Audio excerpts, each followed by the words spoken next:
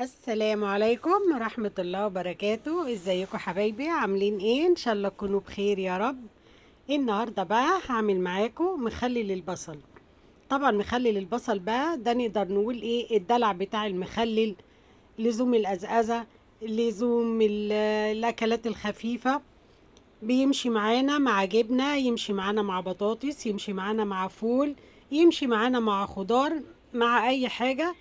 مخلل البصل ده من المخللات المميزة اللي الكبير والصغير بيحبها. وهعمله النهاردة معاكم بطريقة بسيطة وعمره ما يتهري معاكي. أنا معايا هنا 2 كيلو من البصل الأبيض. البصل الأبيض يا جماعة مش الأحمر، عشان الأحمر بيسود في التخليل، لكن الأبيض ده بيبقى لونه شاهق كده وجميل معاكي في التخليل. طبعا انا بجيب الحجم اللي انتوا شايفينه ده، ولو اصغر كمان بيبقى احلى واحلى. طبعا مخلي البصل بيحب البصل الصغير. كل ما البصلايه كانت صغيره كل ما كانت اجمل. بس طبعا ده اللي كان موجود وانا جبته، فيه صغير زي ما انتوا شايفين كده، وفي كبير شويه وفي وسط. فانا جبت الاتنين كيلو دول ونقيتهم بقى احجام، يعني بقيت احاول انقي اصغر حاجه. هنبدأ بقى بسم الله الرحمن الرحيم. أول حاجة هنبدأ بقى حلة على النار فيها مية بتغلي، وهنزل بقى على المية المغلية بتاعتنا ديت بالبصل. هنزل بقى بكمية البصل كلها. وأول ما انزل بكمية البصل يا جماعة أنا بطفي النار. يا دوب بس المية هي غليت معانا هطفي النار وهغطي عليه وهسيبه كده لحد بقى ما المية ايه تبرد. بعد ما المية تبرد بصفيه واروح غسلاه كويس كده بمية من تحت الحنفية، واصفيه زي ما انتوا شايفين. البصلاية حلوة وماسكة نفسها وما تهرتش. اوعي تسيبي البصل على النار وانتي مولعة عليه، هيتهري منك وهيبوظ ومش هيبقى حلو. يا دوب البصل بتاعنا بياخد سخونية المية، واول ما المية بتبرد فيه بنشيله على طول من المية ونغسله كويس. وهنبدأ بقى نقشره زي ما انتوا شايفين كده. بصوا القشرة معانا بتتشال بسهولة وبكل بساطة.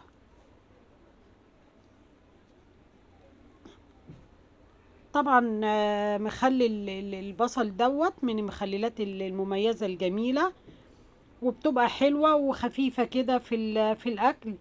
ويا دوب تعملي الاتنين كيلو يخلصوا على طول، تعملي غيرهم يخلص على طول. من المخللات المحببة للجميع. فطبعا دلوقتي البصل رخيص، وتقدري تجيبي وتعمليه في البيت احسن لما تجيبيه من بره. على الاقل انت عاملاه وعاملاه نضيف وعاملاه بنظافه كده.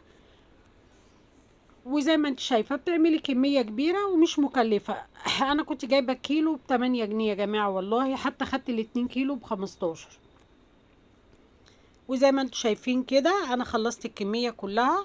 وجبت بقى البرطمان بتاعي، غسله كويس طبعا ومعقماه، وهنزل بكميه البصل بتاعتي كلها.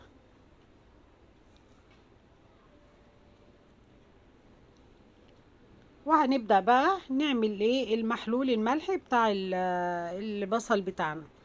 دول 5 مجات كده من المية، مية عادي فترة من الحنفية. وهنزل عليهم ب4 معالق من الملح. وزودت تاني معلقة تانية عشان كل كوباية مية بتاخد معلقة ملح كبيرة.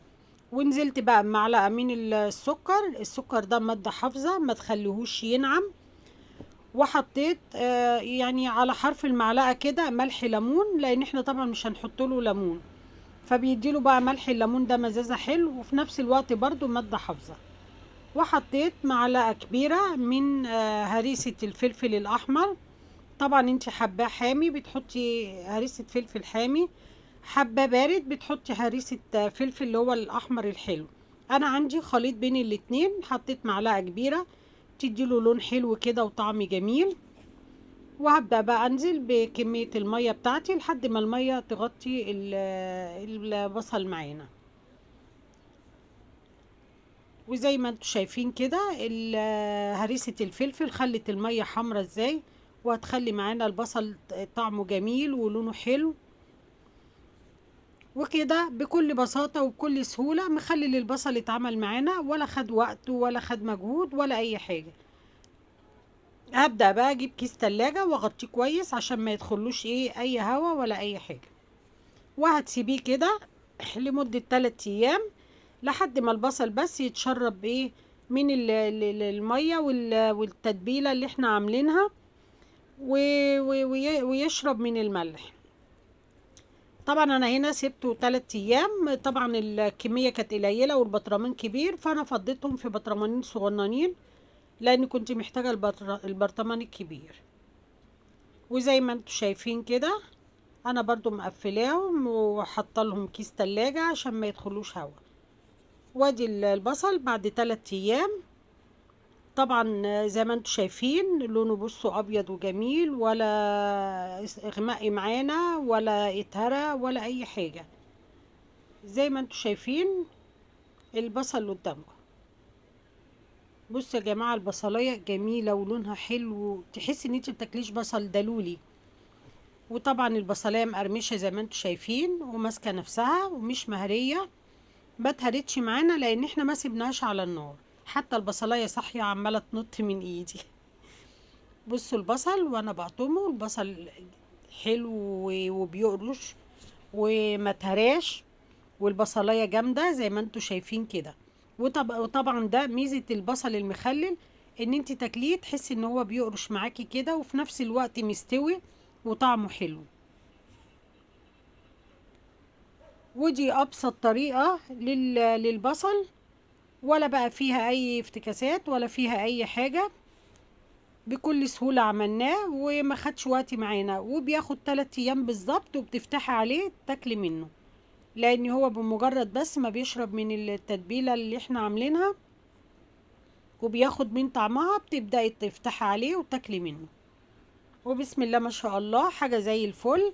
ولو الوصفة بتاعتي عجبتكم بقى يا ريت لايك وشير، واللي ما اشتركش في قناتي يشرفني اشتراكه عشان يجيلكوا كل جديد. والسلام عليكم ورحمة الله وبركاته.